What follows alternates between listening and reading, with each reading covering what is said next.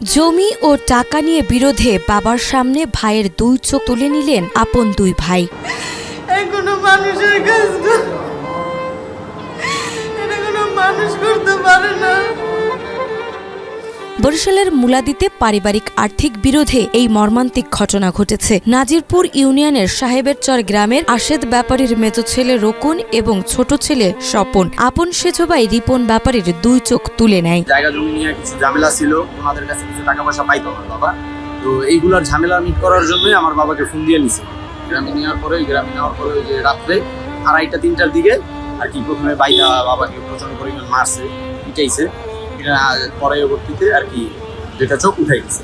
স্থানীয়রা আহত রিপনকে প্রথমে গৌর নদীর আশুকাঠি হাসপাতালে নিয়ে যায়। পরে অবস্থার অবনতি হলে বরিশাল শেরেবাংলা মেডিকেল কলেজ হাসপাতালে ভর্তি করা হয়। তবে পরিস্থিতি আরও খারাপ হওয়ায় তাকে ঢাকায় জাতীয় চক্ষু ইনস্টিটিউটে পাঠানো হয়। বর্তমানে তিনি সেখানেই চিকিৎসাধীন রয়েছেন। যেরকম আমি নিজে দেখছি আমার স্বামীর চোখ সবাই নিজের আপনজন মানুষ যেভাবে উঠেছে, কোনো মানুষের কাজ এটা কোনো মানুষ করতে পারে না।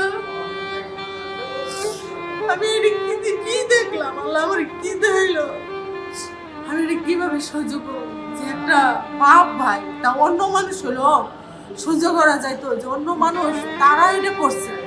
এটা নিজের মানুষ, নিজের ভাই চোখ খুঁজতেছে, নিজের ভাইয়ের বউ ঠাইসা ধরছে, যেই জাগস জীবন ভর কামাই করে খাওয়াইছে, হেরা নিজের এরকম মাইরা ফেলাইতো। আমার কোনো দুঃখ নাই, যদি কোনো অন্যায় করে থাকতো তার মাইরা ফেলাইতো। তার এই শাস্তিগুলো কোনো মানুষের দ্বারাই, যেই শাস্তি হেরে দেওয়া হয়েছে। ওখানে ছিল হইল গিয়া আমার বাবার আপন ভাই মেজো ভাই রোকন ব্যাপারী, আমার বাবার ছোট ভাই স্বপন ব্যাপারী, এবং কি রোকন ব্যাপারীর ওয়াইফ ছিল, রোকন ব্যাপারীর মেয়ে ছিল।